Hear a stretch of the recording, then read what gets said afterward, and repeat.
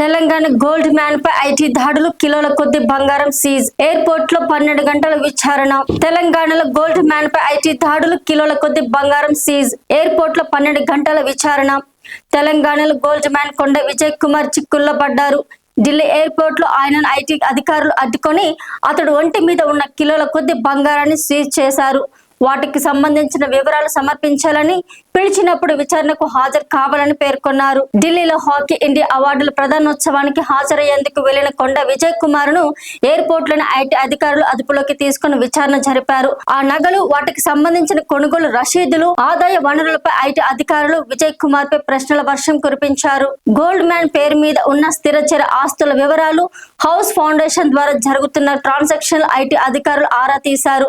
12 గంటల సుదీర్ఘ విచారణ తర్వాత హాకీ ఇండియా అవార్డుల కార్యక్రమానికి వెళ్లేందుకు అనుమతినిచ్చారు. త్వరలోనే పూర్తి స్థాయి ఆధారాలతో మరోసారి విచారణకు హాజరు కావాలని ఆయనకు ఐటీ అధికారులు నోటీసులు జారీ చేశారు.